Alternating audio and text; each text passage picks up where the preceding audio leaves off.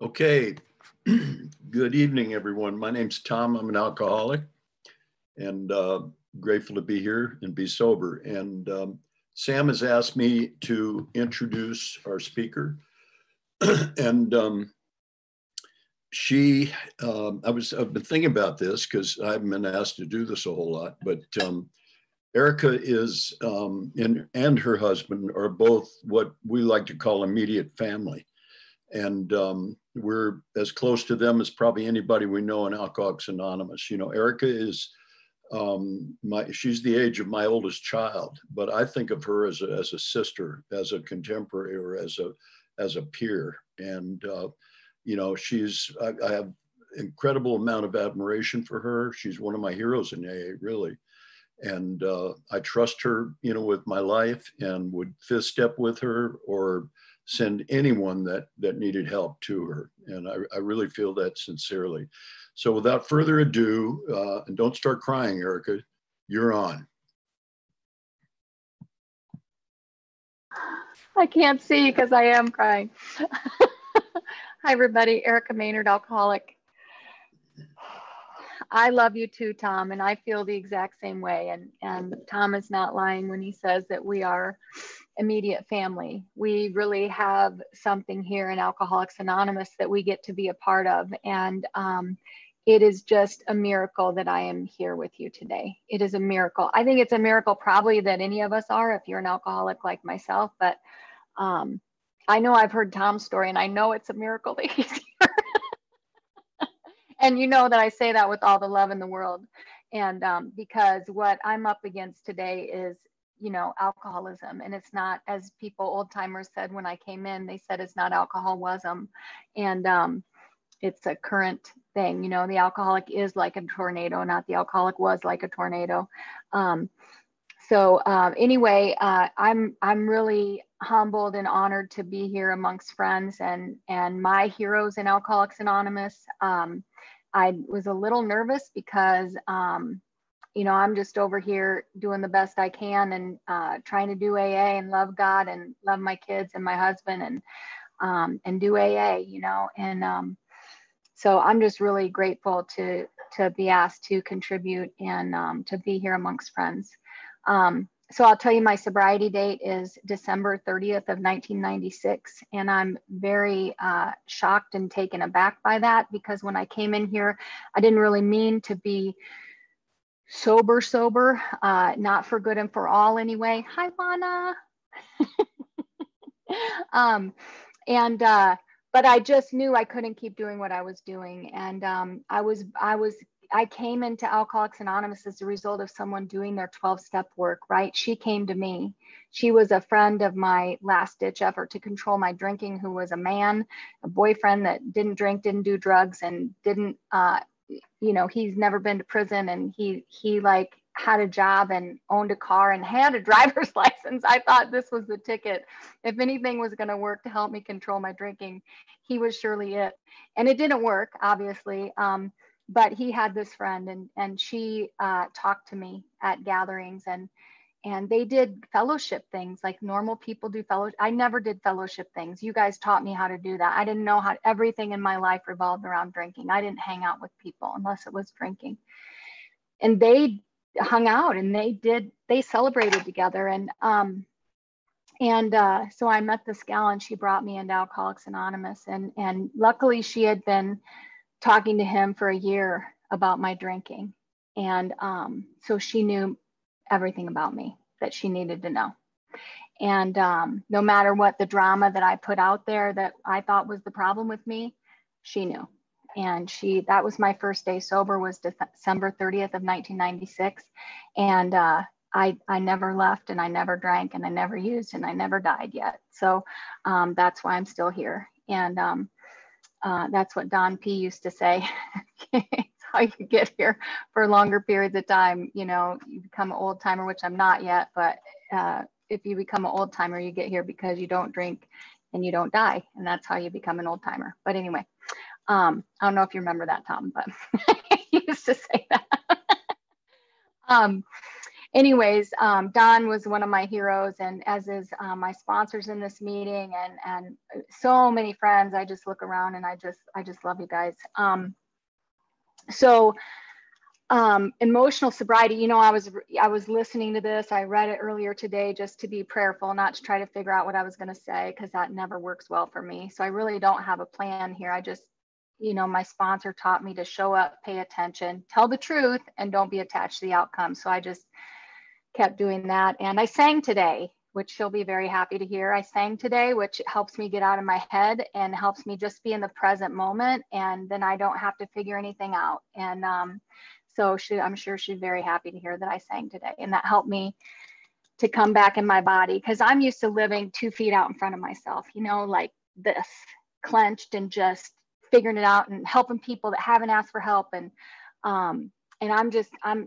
I get backwards real easy. And, you know, I wish that, that this idea of nowadays my brain no longer races compulsively in either elation, grandiosity, or depression. I've been given a quiet place in the bright sunshine. I wish that was my story every single day, and it's just not. My life is very busy, and I'm me. Okay, so I'm me. So that the fact that I visit those places and I get to be still, I get to visit the place, I can always come back to the holy moment, no matter where life takes me and where my mind takes me or whatever. You know, most of the time my life is not crazy, right? Most of the time my life, this is where I live, right here. Because the external can be very crazy. As a matter of fact, the last few years have been just, the hits keep on coming for our family, you know, and we had COVID twice last year, which I know COVID's hard for everybody. Everybody has their story of their trials during COVID and their difficulties, and a lot of loss over the last year. And we all have this stuff. I have a family of 6, and my husband is sober in Alcoholics Anonymous. He's one of my heroes. And I've got an adult son who's 27. He was 2 when I got sober for him.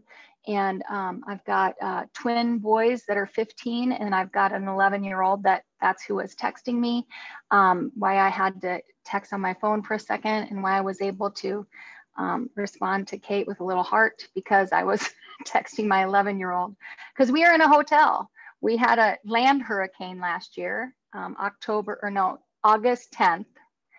Of last year, and look it up. It's called a derecho. It's a weird thing. I never thought there was such a thing, but there is a land hurricane in Cedar Rapids, Iowa. And so our house has been under construction since December, and we've been displaced from our home since March of this year. And so family of 6 and 2 dogs.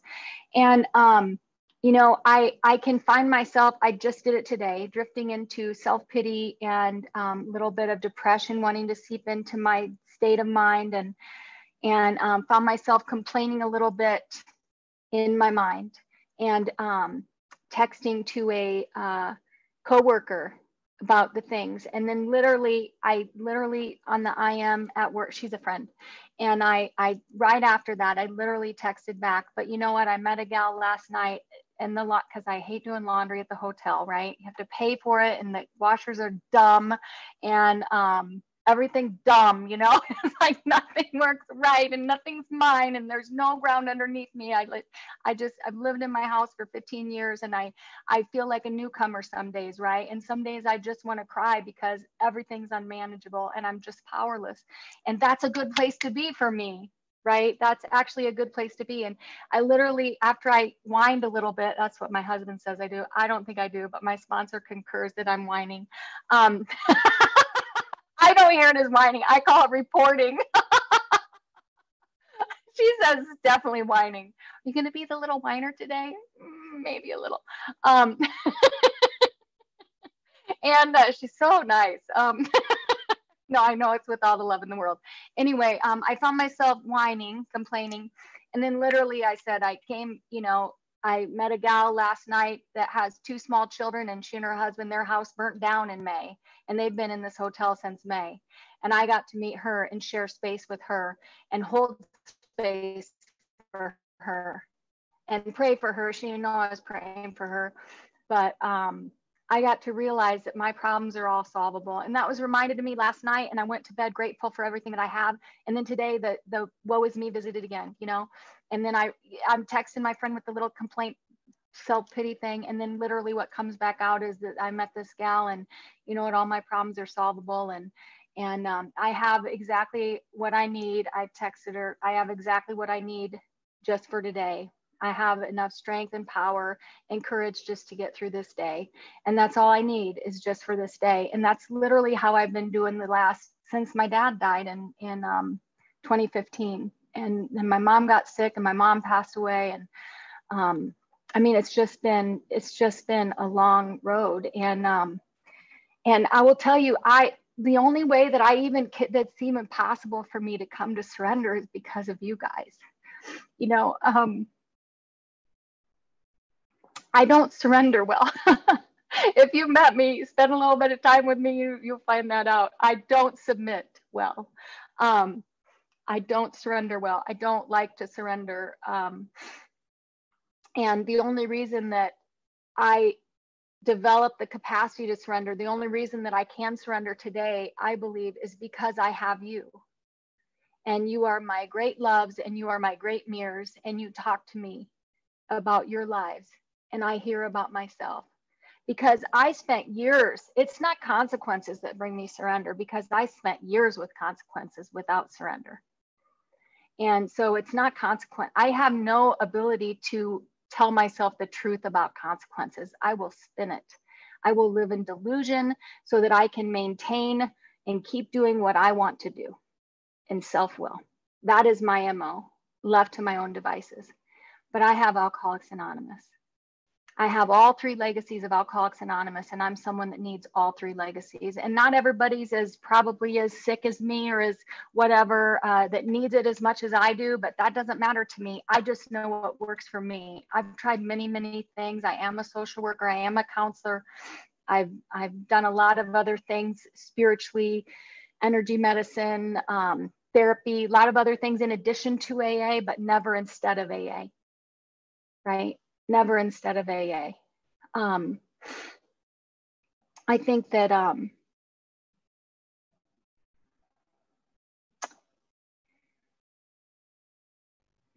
all 3 legacies are what keeps me safe, right? As long as I'm in the center and taking those actions every day. For some reason, these daily disciplines, what they do for me is they somehow protect me against myself, right? These daily disciplines,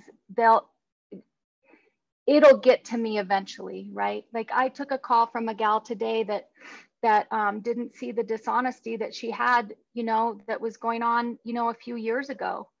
And, but she was talking to somebody else and it occurred to her that she had been being dishonest, right?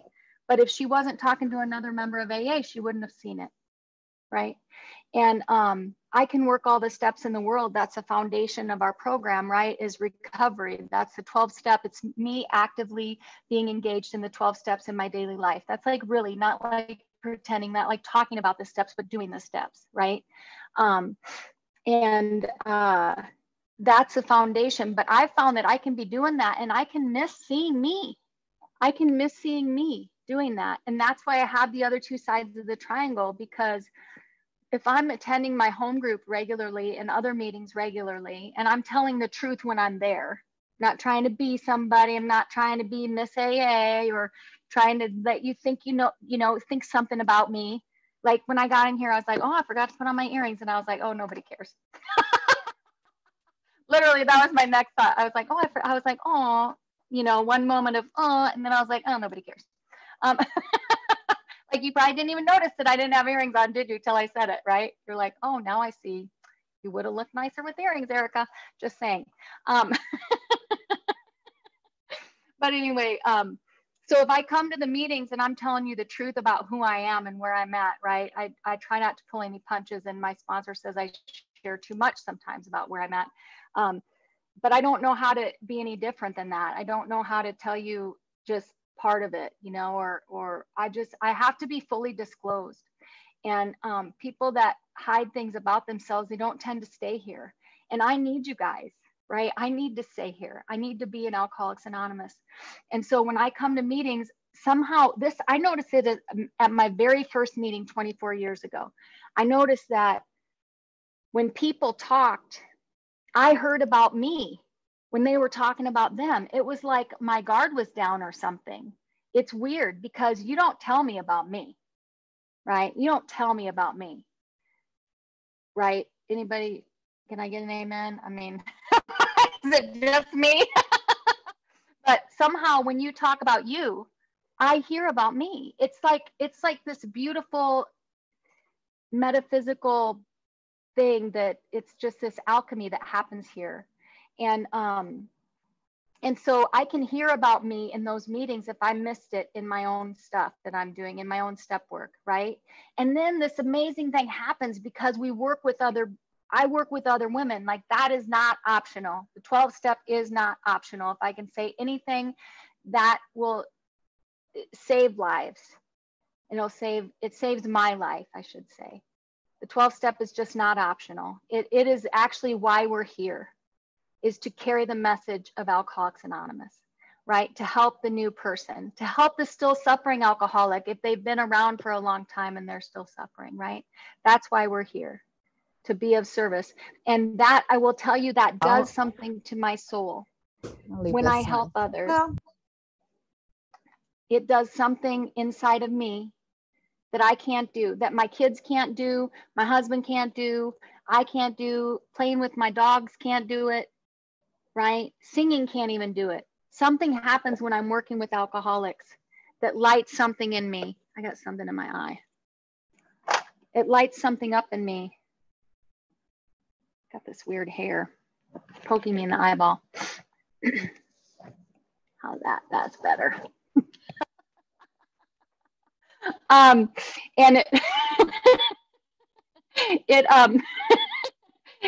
but helping other alcoholics does something to my soul. Like Bill, I don't know how he was so divinely inspired, right? Because he was a money guy, and he wrote this piece of literature. I think he was 23 years sober when he wrote that. I mean, talk about being divinely inspired and having a handle on something, but the thing is that there's nothing figured out, right? Each day is a day when I must carry the vision of God's will into all of my activities. How can I best serve thee, right? Thy will, not mine, be done. Trigger. And there's only one. Anyways, I got a little distracted. Where was I at? Each day is a day. So I don't have anything figured out. Life is still very hard. It comes, I heard Bob B from Minneapolis. He shared at Fellowship of the Spirit conference, which I'll tell you about in a second for those we were talking about at the beginning of the meeting. But he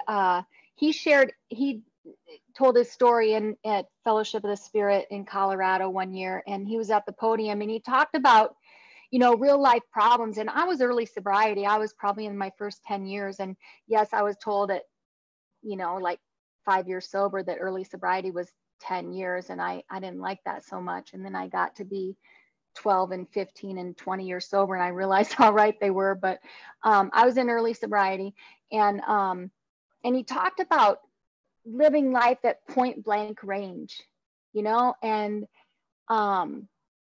I didn't understand what he was talking about. I didn't understand how he thought life was so hard. You know what I mean? I mean, I could hear his circumstances and stuff, but life just wasn't that hard for me, right? It was pretty small. I had one child, first of all, right? I was early sobriety. Everything was looking up, right? And life was just a lot easier. And my life with each successive child has gotten very challenging for me.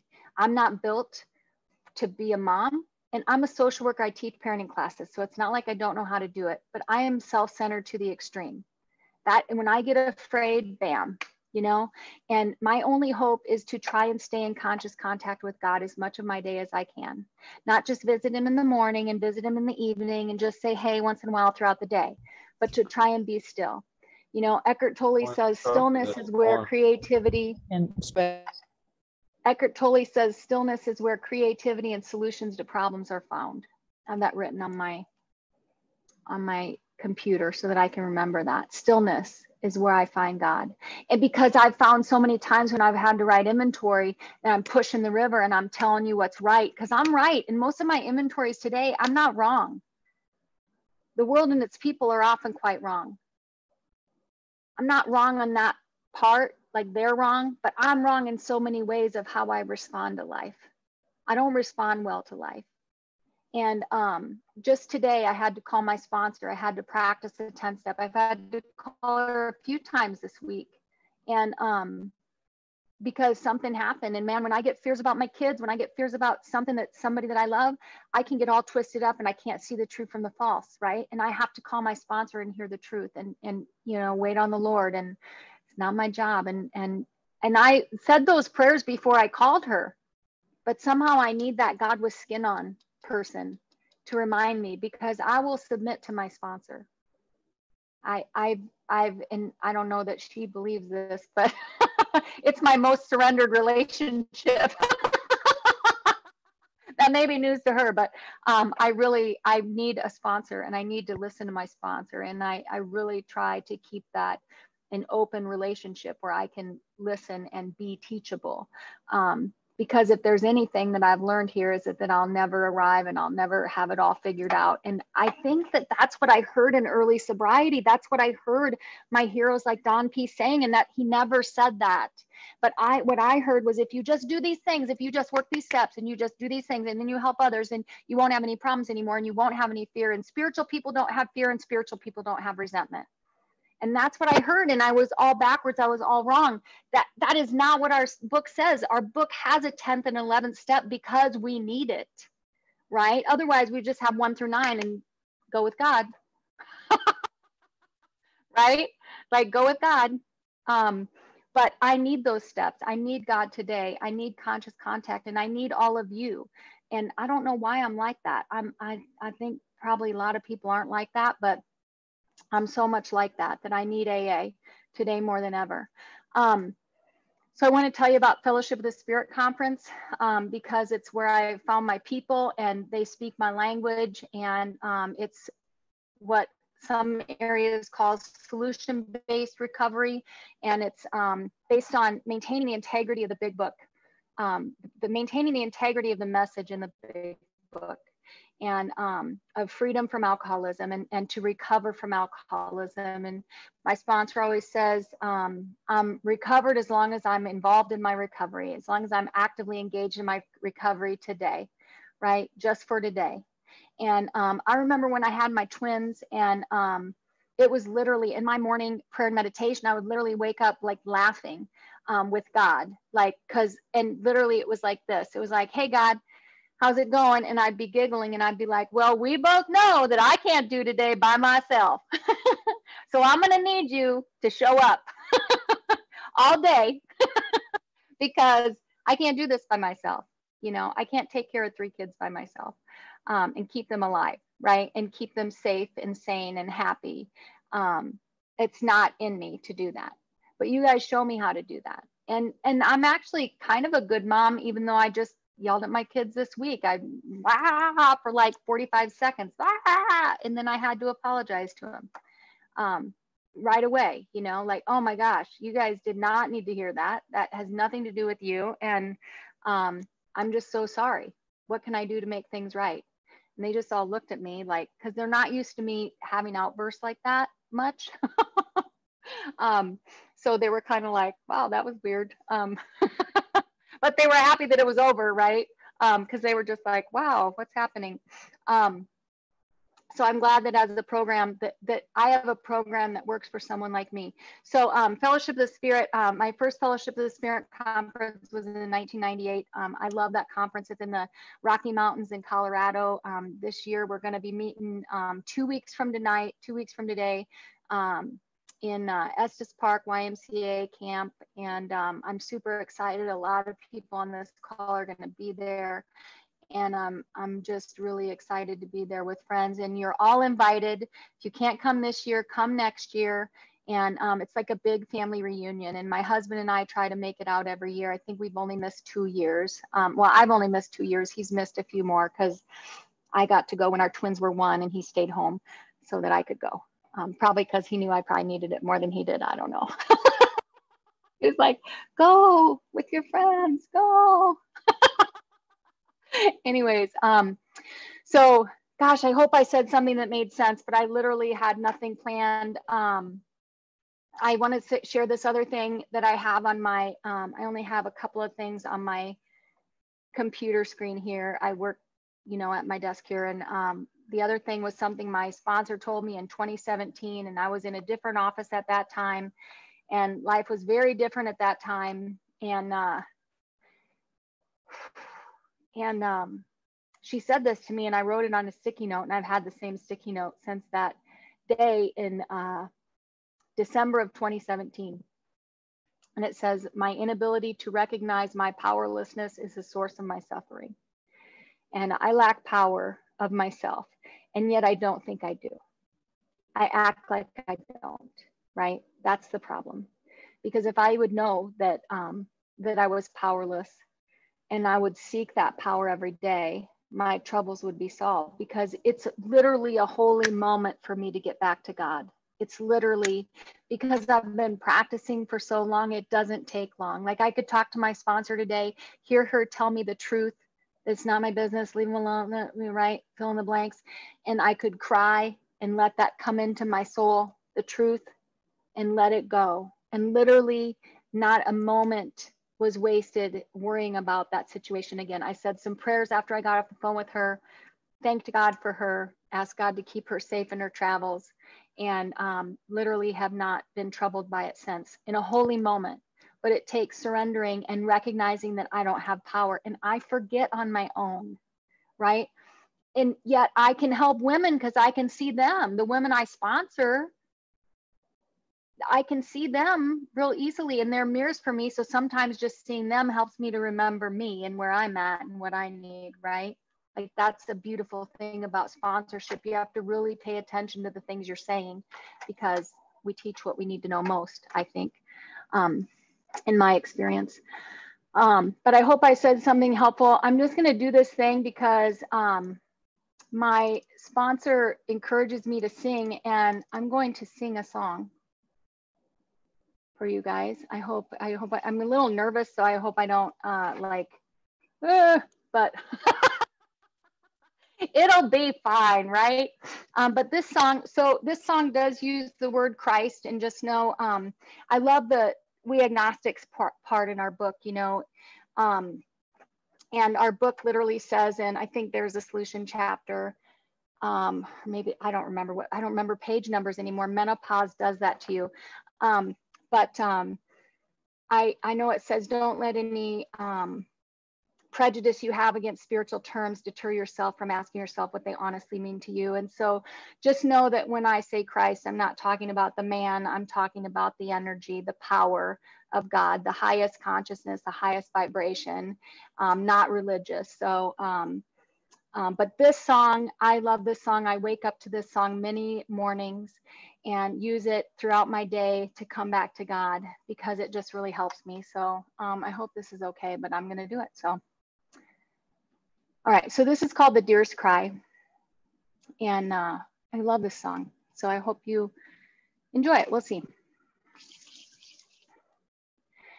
I arise today through the strength of heaven,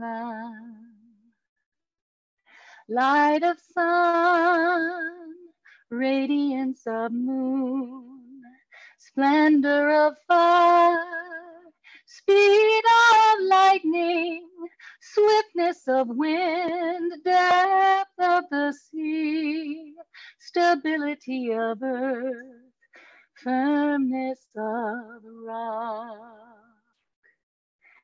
I arise today through God's strength to pilot me, God's eye to look before me, God's wisdom to guide me, God's way to lie before me, God's shield to protect me from all who shall wish me ill, afar and near, alone and in a multitude.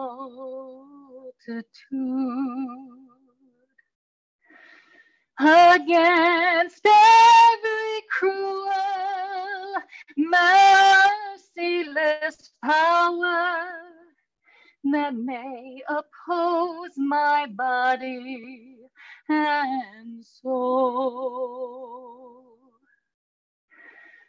Christ with me, Christ before me, Christ behind me, Christ in me, Christ beneath me, Christ above me, Christ on my right, Christ on my left, Christ when I lie down, Christ when I sit down, Christ when I arise, Christ to shield me, Christ in the heart of everyone who thinks of me, Christ in the mouth of everyone who speaks of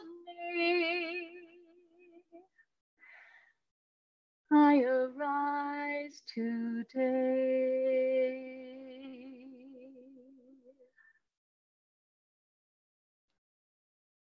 So that's how I find God when I feel alone and I can't get past my mind. So I hope that you can find whatever works for you. Some people run. I wish I was a runner. I wish I could find God running. I mean, I think my life would be totally different if I could find God running, right? But I don't find God running. I find God singing in many other ways, with my children laughing, playing with my dogs. I find God many ways, but my relationship with my Creator is my most important relationship, and that's kind of my goal, to see to it that my relationship with Him is right. But I get so distracted, I get so sidetracked by my own little plans and designs. And page 60, 61, and 62 has always been the problem with me since I was a little girl. Normal problems for a little girl to have, a 3-year-old, a 13-year-old, to be selfish and self-centered to the core, but I never grew out of it. I just never grew out of it. And my childish reactions today still prevent me from loving people the way that I love them, you know? So, and you guys gave me the capacity to love. You taught me how to do it, because before AA, you were all just extensions of me, right? I was like the hub of the universe. And now I'm just a small part of a great whole. So I just love you all so much. Thank you for letting me share.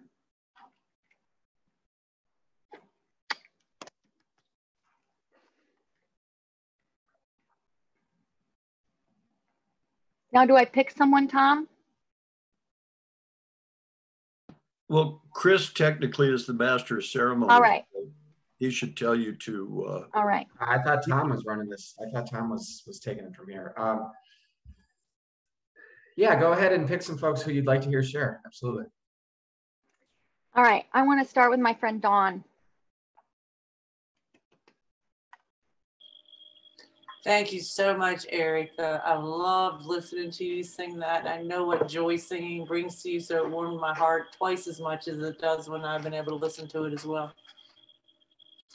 And I was listening to you, and I loved what you said there, right there at the very end is, you know, how do I find God? Where do I find God when I'm, you know, in need? And the, I guess the thing that I'm reminded of, that, you know, there's a part of me that seeks relief from the you know, without help, life is just too much for me. And when I'm living, I love what you said, at point blank range with life, I need something.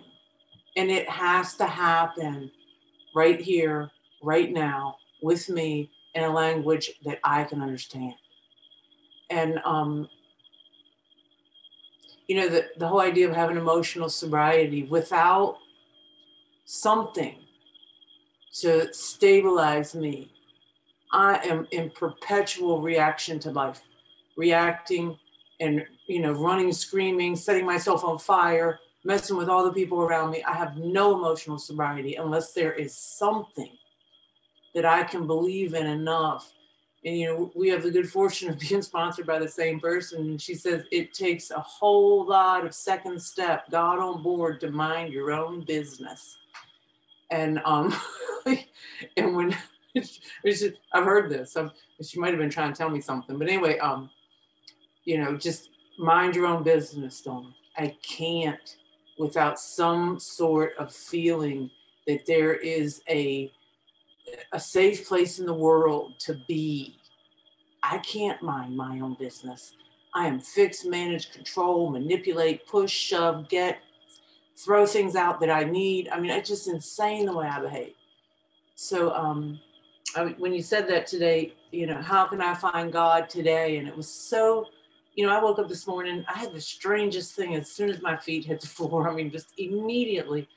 And I have enough sense to know how, you know, wonky I can get without prayer. So I hit my knees before I hit the bathroom. That's just my sentiment about that. And I do what our book says. I ask God to direct my thinking. And then I'm like, please, God, put me on a higher plane with you before I, you know, get to the bathroom. Because I will mess my life up. Somewhere between the bed and the bathroom, something bad will happen. Like it just might start running the show. But anyway, I went downstairs to turn the coffee pot on, and there was a dead cardinal on my porch. And I went, ooh, because I'm woo-woo. What does this mean? What does it mean? And then a few other things happened before I even put the toothbrush down. The coffee pot wasn't even on. And I sat down and I thought, oh my God, something horrible must have happened that I don't know about, you know, and I'm going to find out later and it's just going to be awful. So I'm like, now I'm hiding from life, right? And I called my sponsor because that's not a way that I would prefer to start my day, but it's a way that the day started. And that's just what happened. So, you know, I would prefer to get up and sit in a nice little chi pose. And, you know, my knees wouldn't hurt either, by the way. My knees wouldn't hurt if I had it together. They would just work well and I wouldn't be old. And everything would be wonderful. It would be great. And I could sit there for 24 minutes and it would be beautiful. That's not what happened this morning. So anyway, but what did happen is through that moment, I finally was able to have a seat and go, okay, God, I hear that you're trying to get my attention. And right about that moment, I looked out the window and the trees were moving at a pace that was just slower, seemed to be a little bit slower than normal. And the wind came in the room and hit me in the face. And I was like, oh, thank God you're here. Whew. So I don't know what's going to be good for me. And when I come to this place where I think that this is the way it's going to be, this is the thing that's going to be the God shot that's going to make me feel safe, protected for the rest of my life. I'm going to get it. And then everything turns and time shifts and things move. And I develop over time. So it's, I think what I'm learning, and I liked what you said about life is very different than it was. And I thought, where is life? Life is very different than it was just a month ago, if you think about it. Like things just change and transform and move. And I have to be able to change and transform and move with it. And for me to be able to do that, there has to be a practical application of a God on board that I can trust to keep walking forward. Thank you, Ericka. You're one of my, thank you. I'll pass. Thank you so much, my friend. And I would love to hear from Kurt Z.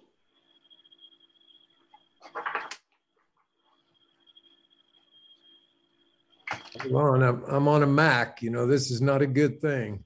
Hold on, I got a mouse. Hey, Kurt, alcoholic. Hey, Ericka. We're going to see you in a little bit, a couple weeks, right? Yeah, I know. It's going to be fun, huh? So I really appreciate your authenticity and honesty. That's what I really get from you. That's what I've always got from you every time I've talked to you. You know, you're, at least with me, you've never been hidden, you know, which is, that says a lot. That says a whole lot, you know.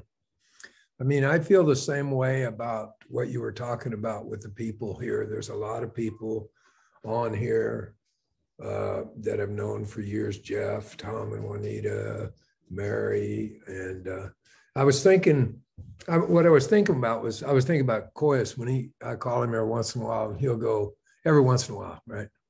And he'll go, yeah, well, it's, you got 20 minutes of blaming them. You got 20 minutes of self-pity, and then you got 20 minutes to put your big boy pants on and get on with it. You know, that's his little deal, you know. But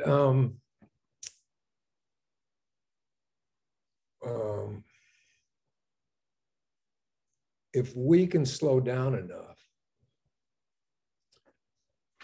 to see the miracle that is happening right now in our lives, regardless of the situations around us, I mean, we'd wake up in an instant. And the problem is, you know, I say it a lot. I said, thank God I'm not suffering from what's not happening anymore.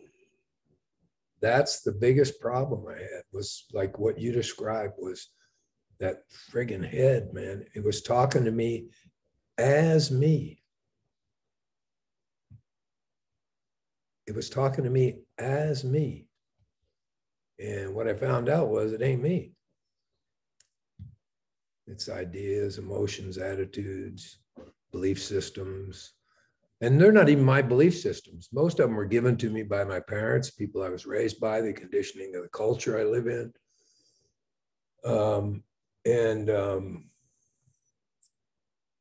That's the deal, isn't it? It's like constantly being aware and present, and you know, when you were singing that song, there's a song, the Dene have a song that they sing, and I don't know why it came to my head when you were singing this. It's the Dene, the Navajo Dene. They have a song that they sing, and I can't say it in their language, but it's called Beauty Above Me, Beauty Below Me, Beauty Beside Me, Beauty. See, and I kept thinking of that song when you were singing that, because it's like you're kind of in a cocoon with that, right? And it's like recognizing that. I was at the beach this morning, and it was really nice. This morning was really nice. It's usually really nice out here. And I just, you know, man, that is so important. It's so important to realize I got a second shot at this thing. And I really, I don't take that for granted at all. I really got a second shot at this, regardless of what's going on. I got a second shot at this thing. And that's the gift right there. That's the gift. Mary said that to me. I remember when I came back in, I was just like, she said, oh, honey, God ain't done with you yet. And I remember saying to her, well, I wish he'd get done, because I can't handle much more of this, you know? Yeah, so thanks, Eric. Good to see you. Yay, thank you so much. And I want to hear from my sponsor, Mary Thayer. I know she's real comfortable there, but hi, Bonnie. What's up, Bonnie? Well, anyway, Bonnie's I out saw there. Bonnie. Oh, Bonnie, okay. But I saw Bonnie earlier. Mary Thayer, alcoholic. Well, you know, of course, thank you for singing. Thank you. And of course, that song, you know how special that is to me. Thank you. Just lovely, lovely. And it's true. It's like you really, you just start to feel the vibration of the presence, and you're present with it, and it seems to quiet your urges to control the rest of the world. So it's wonderful. It really is.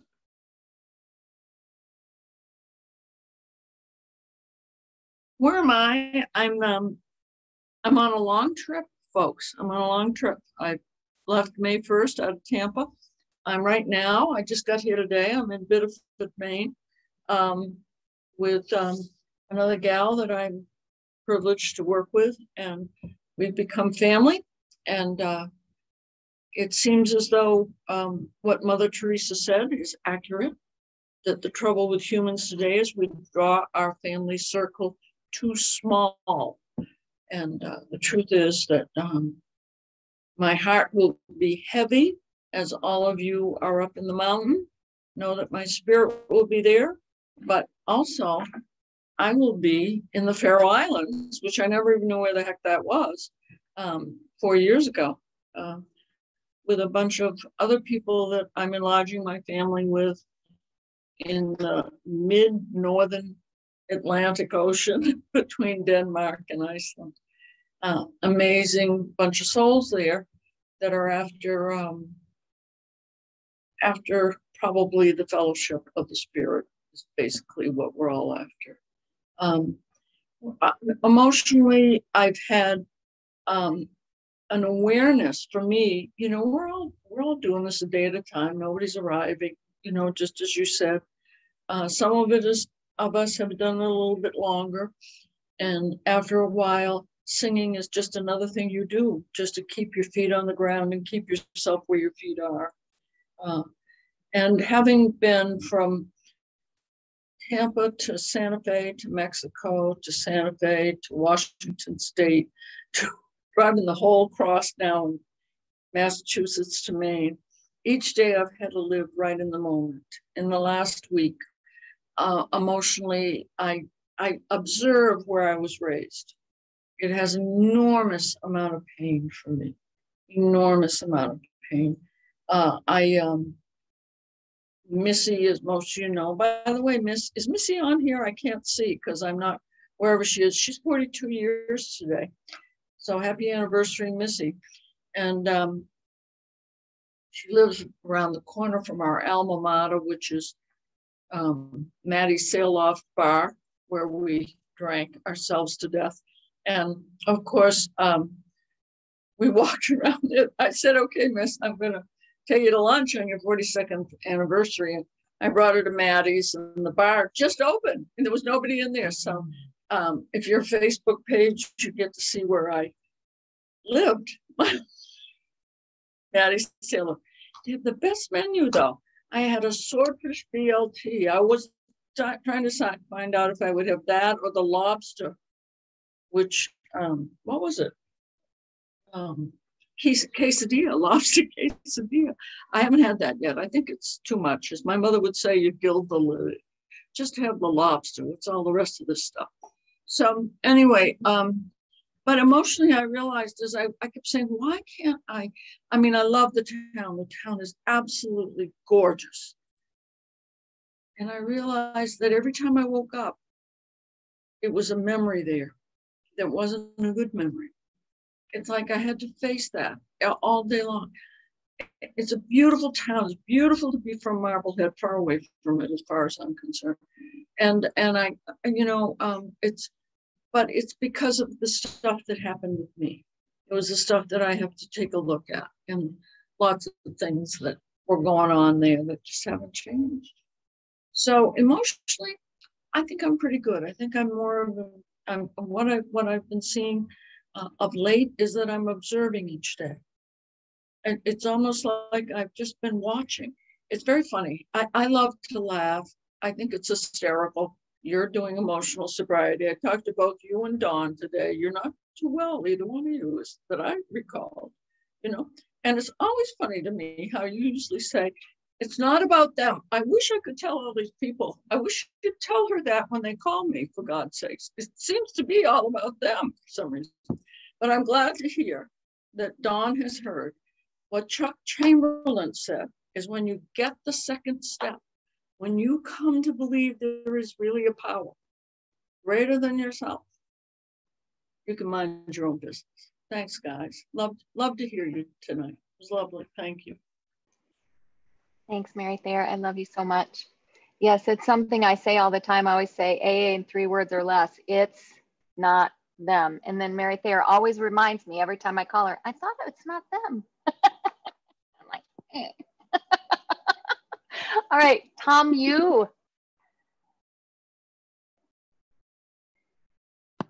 Oh boy, well, thank you so much. That was fantastic. It was completely real and authentic, as you always are. And I really appreciate it. You know, I've been going to, we're here in Nashville. I've been going to a lot of meetings, and I go, when I'm in Santa Fe, I go to 1 meeting a week, and here in Nashville, I go almost every day. I'm like a meeting junkie, you know, especially now that they're open. But I was at a meeting last night, and Mary Thayer will appreciate this. And I was sharing about, it was on the 6th step, and they read from the 12 and 12. Not my favorite deal, but hey, you comply with the conditions, right? And they were talking about something about the sex inventory or the instinct for sex, and then they were talking about gossip, right? And so I've got a lot to say about that. So I was sharing, and I said, you know, when I did my first real 5th step, I did it in Maine with Mary Thayer, and I talked about that, and I said, you know, well, I said she used to drink. I was sitting next to Mary Jane R., who has 53 years now. I think some of y'all know Mary Jane. I know Mary Thayer does. And I said, she used to drink at the same place that Mary Jane did, at Mattie's Sail Loft. And I said, but I digress. And then I finished up my share. But in the end, when I was talking to Mary Jane, she said, oh, you just had me in tears when you mentioned Mattie's Sail Loft. She goes, and Mary Thayer. So that brought back a lot of memories. I thank you so much. I just love you, and I can't wait to be with all you guys in 2 weeks. Thanks, Ericka. Yay, thanks so much, my friend. And can I hear from Kate R.?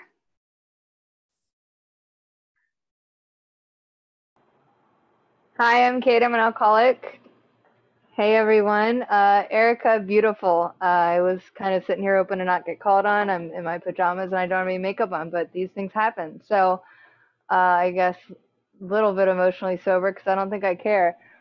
Your song was amazing.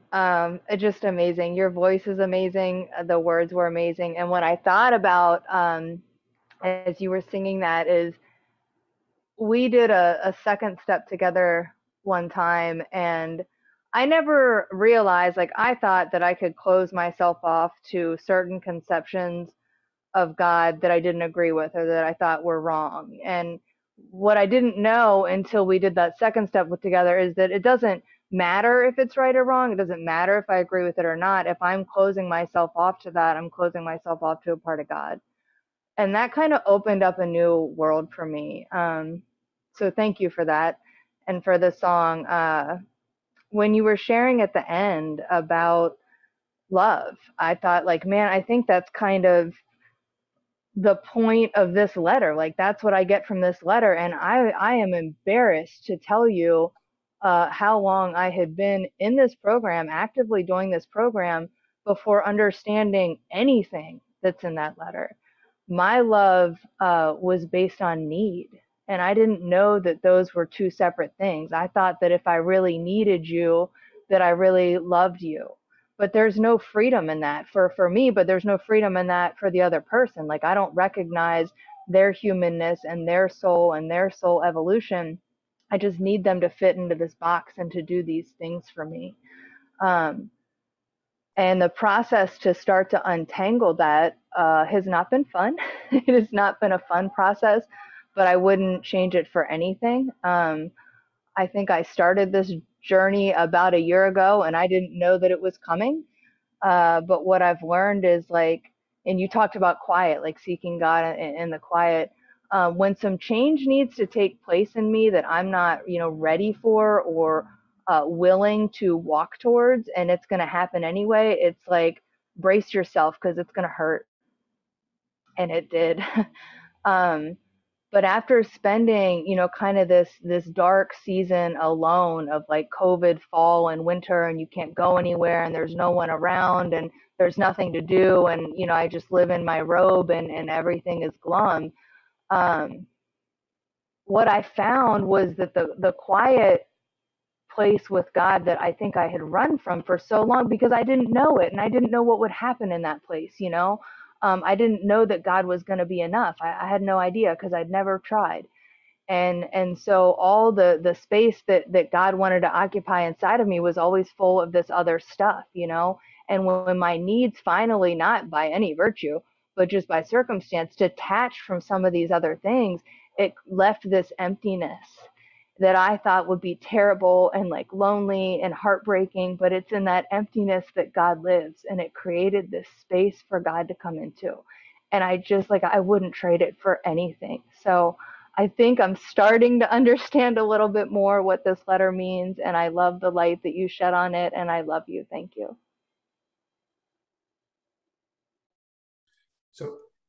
So Ericka, you can keep calling in people, or we can go to a hand raise, however you want to, whatever you want to do. Well, I just want to call on one more person because it's her 42 years today, Missy D, if that's okay. Absolutely. Ericka, thank you. Thank you so much. My name's Missy. I'm an alcoholic. And you were terrific tonight. I love that song. You're so beautiful. And you are very authentic, as Kurt said. I love listening to you. You make me laugh because we probably would have had a good time together back in the day, right? Then we would have found Mary Theron, would have all been over. So, right? And Mary's in Maine now, which is a good thing. Good thing. I need a rest. Anyway, I was thinking, you know, Mary's a terrific photographer. She really is. I mean, she's going to be entering things, I hope. But when we walked down to the alma mater, oh my God, what a show that was. You know, I was thinking tonight, thank God we're alive. Now that's a serious moment for me right now. Thank God my children are alive, because I was a drunken mother. It was awful. I heard a woman from a podium, oh God, a number of years ago. She was a very dear friend of my husband's. She had a lot of sobriety. She told a horrific story from the microphone about leaving her little children on the beach. One was a baby, an infant, another one was a toddler. She popped them both in a little playpen and went back over the rocks here in New England. They have these big rocks by some of the beaches because of the tides. She walked up over the rocks because she had forgotten her beer. And she woke up about an hour or two later and went into absolute panic mode, ran back up over the rocks. The babies both were miraculously fine. And I was, you know, everybody was on pins and needles listening to that story because I didn't know how it was going to end. And she just looked at all of us and said, you know, addiction is far more powerful than love. And I can tell you, I heard that not that long ago, and it made me think, if I had known better, I would have done better. And Mary and I were talking about that today. But so anyway, we walked down to Maddie's, Mary and I, you know, the old bar. And she said, stand under this sign so I can take a picture of you. You know, like we're going to go social media around the world with me under the damn bar sign. So she took the picture and I was tilted. I was like leaning, and she's a good photographer. I don't know what that was about. She said, look this is great. It looked like hell. I said, don't you dare ever put that on social media, because they're going to think on my anniversary, I went out. I looked awful. I looked drunk. So because she's my good pal, she did take it off. But anyway, oh my God, Ericka, it was great to hear you. I could talk all night about my story and your story and all of our stories, but I'm so grateful to be an alcoholic. I'm so grateful to know who I am today. I'm so grateful to be able to share this with people and save lives, which we do. What a wonderful gift we've been given by a miraculous, loving God. And thank you all. It was great. Thank you, Tom. Thank you.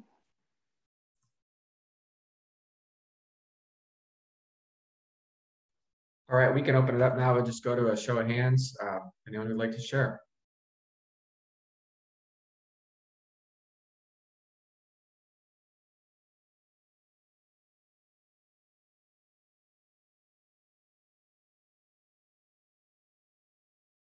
Or you can keep calling on people. All right, I will, because I have more. There was someone. Where did she go? Where did she go? Where did she go? Well, Tracy K from Iowa. She's like, oh. My God. Tracy, alcoholic. I'm a little intimidated by this meeting. Like, there's some really rockin' AA people in here. And I'm blown away by Ericka's share, as I always am. And I'm super grateful you're my sponsor. And I really liked what was read earlier. I actually had to text Ericka right before she spoke and asked her, what is that from? Because I've never heard it before. So now I'm going to go get the book. I've got some time in this program, but I feel like I'm got a lot of work to do and a long way to go. I think, what I'm really have been searching for probably is that emotional sobriety. Like, I think I'm still very, very childish. So I'm grateful that I have a good sponsor like her to, when I utilize her, my sponsor, to point me down the direction of maybe getting to that. I hope. I don't feel I can right now that I can really say a whole lot that is going to have that great of an impact. I'm just grateful you invited me to sit in on this meeting, and I'm just going to pass with that. Thanks, Tracy K. Maria from Tampa.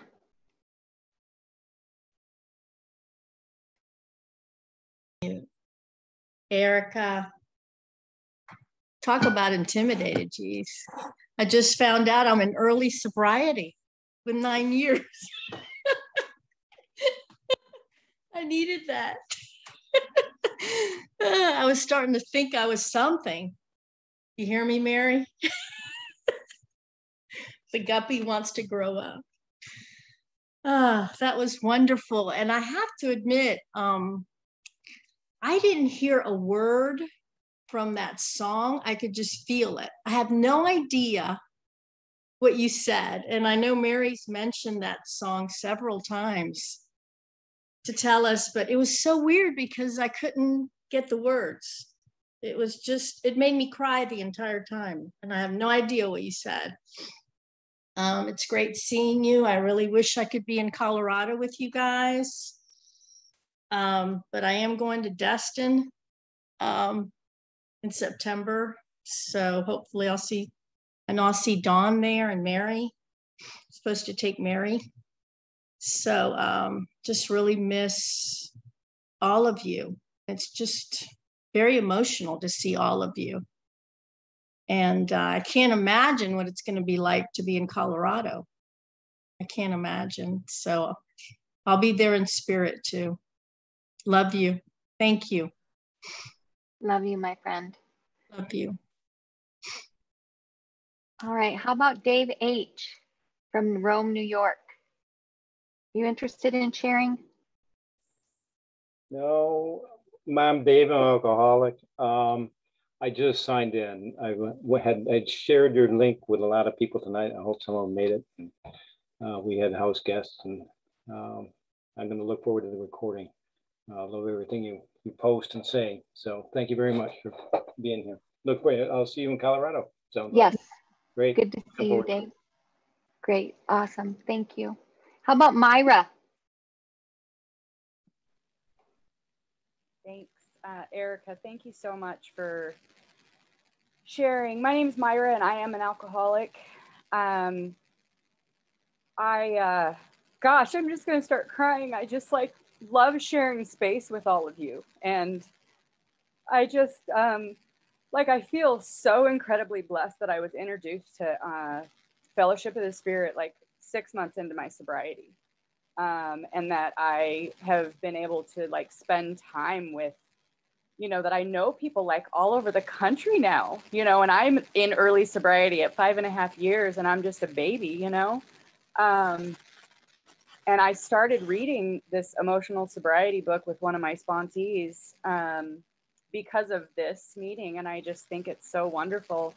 And I love the reminder in your share about, I've got this idea that to be emotionally sober, I have to be some sort of Zen Buddhist, and that's not true. I am a human being. And also working towards emotional sobriety means doing a 10, 11, and 12. And I so relate to what you say about hearing, I hear things that I say to, when I'm hearing my sponsees speak, and I can identify things that they're saying, and I'm like, oh, right, that's me. I needed to hear you say that so that I could tell you what I hear, so that I can hear that for me too, So I don't know what emotional sobriety is. I don't feel emotionally sober most of the time. And, I definitely don't check in with God constantly. And I do need that. And, the reminder too of my powerlessness just in general, and that I need God in all that I do is such an important piece, and that we're not perfect, but that we get to do this. So I'm just I'm just ecstatic to see you in 2 weeks and hug you. I just can't wait to squeeze you. And anyone else that's going to be there, everybody else that's going to be there if you let me. So anyway, thank you so much for your always honest and beautiful shares. Thanks so much, Myra. Are you sure that there's nobody that wants to volunteer that they want to share? Because I we have do have a raised hand. We do okay, let's do that. Raised hand. We've got Kate Good. Y. To share. All right. Hi. I'm always I don't know. I'm not nervous in an in-person meeting sharing, but Zoom, I just always feel it's so awkward to talk, but I love this group. And I love your share. I loved your share. Really touched me. And I can't imagine singing in front of, it's hard enough to talk in front of people and on Zoom anyway. It was beautiful that you shared your spirit. It was wonderful. My question is, I'm working a lot at being, I'm trying, okay, that's not, if I'm working, then that's not God working. To be more authentic, more real. But my situation is I'm taking care of my husband who has Parkinson's disease, and it's pretty far along now. He's had it 20 some years, and Zoom has saved my life because there's many times I'm not comfortable leaving him, many times. And so, life is hard right now, but I don't want to sound like self-pity, and I get real confused on how to honestly be me And I sponsor a lot of women. I have like, it doesn't matter how many, it's not a contest. I don't mean it like that, but I'm saying I try to give back a lot, sponsor and read out of the big book to them and do step work. And, you know, what else do you do? You know, as a sponsor, we do the steps and so I feel, and I have a sponsor that I talk to, and I don't know, my question is, how do you check that you're not in self-pity? But, you know, so often I just deny that anything's, you know, it's like, all things good, you know, I prayed to God and I'm blessed. We have a roof over our heads. But honestly, this walk of life right now, when he's falling all the time, it's very sad. You know, I lost my husband a long time ago, and now he's this person that I don't even, you know, it's so sad. He was a physician at one time, and now he can't do an easy crossword puzzle. That's sad. It's really sad. So that's my question. How do you present yourself honestly without being some heavyweight pity person? Well, I appreciate your share, Kate. Thank you so much for being here. And I mean, I don't have any experience near close to yours. I took care of my mom at the end of her life, but she wasn't that, when she turned, she went quickly. So she was pretty self-sufficient for a lot of it. But I can tell you that I just try to tell the truth. And I really try to, my sponsor calls it catching myself, right? Catching it. Like I can spot it, right? I'm always trying to be in contact with the observer on board. And so that I'm watching how I'm saying. My sponsor, Linda Risley, she passed away in 2007. And she used to say, self-pity is one of the most dangerous emotions for an alcoholic. And we can visit there, but we can't live there. We can't stay there. And I think that all those things that you said are true, that you're blessed and you're grateful and you have many blessings. And those are all very true. And at the same time, what is also true is life is hard, and this is hard, and this day is hard. And sometimes I just need to cry. And then each day is a day when I wake up and I go to God and I ask God to use me and to be of service. And I just I can visit self-pity, but I can't live there, you know? But I do share when I'm there. And I ask my sponsor, even when my mom passed away, it was very hard for me. It's still hard for me. And she's been gone for almost 3 years. And it's still, some days it's like I just lost her, like I just am in my feet, you know, like all day, like I'm in my, like I'm bottomed out, like I just feel the grief so deeply. Still some days I visit those places and I allow myself to be there, and I give myself a limit of time. My sponsor gave me 10 minutes just as a rough guide, 10 minutes that I can cry or whine or complain or be in my head, and then I got to go to God.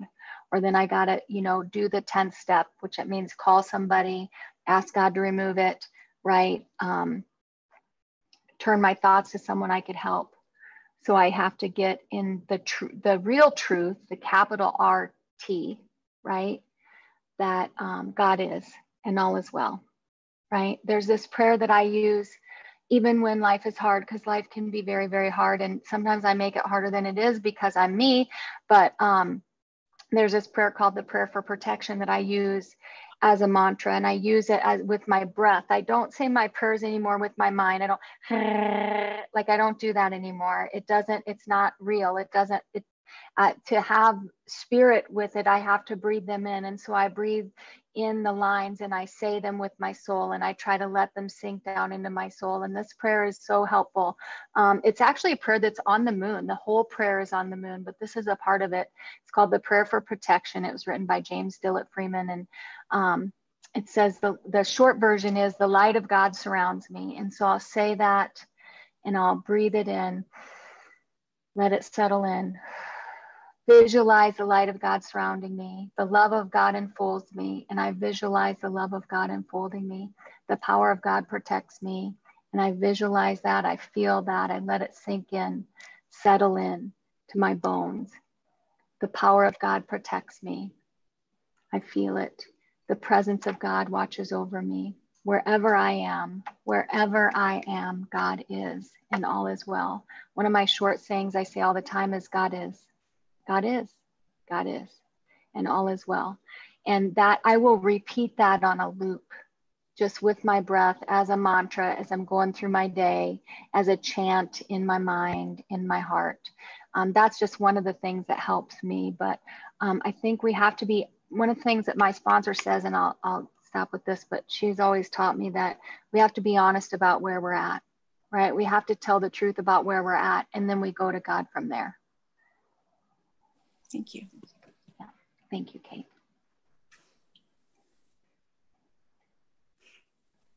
All right, we've got Sarah H. has her hand up. Sarah. Hello, hi everyone. I'm Sarah and I'm an alcoholic. Ericka, I just love you. I absolutely adore you. You know, there was so many good things said, and then when you came back on again and was in answer to Kate, it was even, there was just so much more. One of the things you touched on, which really kind of helps me a lot, is being back to the holy moment. I haven't called it that, but I have this thing about, we have that part of the book that says we pause when agitated and ask for the right thought or decision, and I talk about pause when agitated and dump the mind, pause when agitated and put the club in the closet, pause when agitated and for me, that means to pause and pray and breathe and pray and breathe and breathe and pray. And, I love what you were talking about that prayer, praying, breathing your prayers. And oftentimes if I can't sleep, that's exactly what I do. I start praying and I pray with my breath and I concentrate on my breathing and pray with it. And that just does so much for me. One of the things that I thought of while you were sharing, oh, and by the way, loved hearing you sing. It's probably been 15 years since I've heard you sing. That was a long time ago. I only ever heard you sing once before, but and I always remembered your laugh. I can listen to recordings from years ago and go, that's Ericka. That's Ericka's laugh in there. But anyway, yeah, I love that. One of the things that came up for me was that being emotionally sober does not mean that we experience all the that we don't experience all the emotional things in our lives. Being emotionally sober means that we do experience them. We experience every emotion that comes along, every one of them, but we don't come unglued with them. We experience them in a more of a healthy manner, and we bring them to God, like you said. I lay it at God. I just, my prayer in the morning is to get on my knees and say a bunch of prayers, and I go through them and I listen to I think of the words as I'm saying them, not just to rote prayers, and then to and then when I'm done praying, I get up on my knees and I say I report for duty, because the prayers that carry the most weight and are of the rarest beauty are those in which we don't demand, but just report for duty. So that's what I do, is I report for duty. And where would you have me go? What would you have me do? What would you have me say, and to whom? And that's what it all boils down to it. And, I still might come unglued every now and then, but my sobriety doesn't come undone. I can come unglued. I can have those moments. I don't have to live in them. And thank you for that reminder there. And also that, acceptance doesn't mean we like it. One of my biggest things in sobriety has been acceptance. And acceptance doesn't mean we like it. The circumstances in my life might suck at any given time, but my life does not. I have a life that's beyond my wildest dream and is truly blessed. No matter how bad things in my life get, I have all of you, and I have God, and I have this program, and I have a good life, and I have all of you, and every problem, like you said, is solvable. So thank you for that. That's all I've got. Thanks. All right, well, we are out of time for sharing. Eric, is there anything else you'd like to add just to wrap up before we finish? I just want to thank everyone for being here tonight, and I just love being here with you all and hearing your shares, and I'm so grateful to still be learning. I'm just so grateful that I haven't figured anything out, and that I can still ask questions, and I call any of my friends and say, this is what I did, or this is how I'm feeling and I need help. I've called so many people and said, I'm not to a 10-step, but I need a 10-step. I need help getting there because I'm wrong. And I have friends that will help me, and they'll be kind to me. They'll tell me the truth, but the truth hurts. But as my sponsor says, the truth hurts, but the truth heals. So thank you so much. It's been a great meeting. All right, let's have just, another round of applause for Ericka. Thank you so much for everything you shared and for your singing. It was really incredible. I think that what we are going to do, we are at a time, the way we normally close this meeting is we just all keep ourselves muted and just sort of go to our inner room and say the Lord's Prayer silently to ourselves for all those who care to join. So we'll go ahead and do that.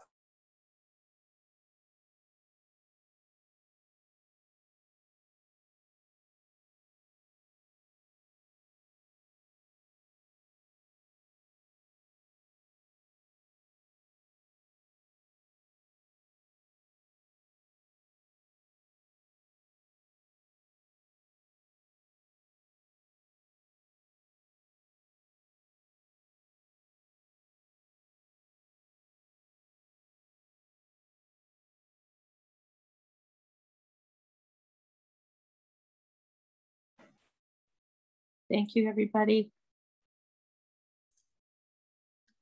All right. Thank you. Thank you, Chris. Thank you, Tom. Love you, Tom. Love you. Thanks, you guys. Thanks very much, everyone. Thanks so Bye. much, Ericka. See you in a couple Thanks, weeks. everyone. Ericka. Thank you, Thanks, Ericka. Ericka. That was awesome. Thank you, everyone.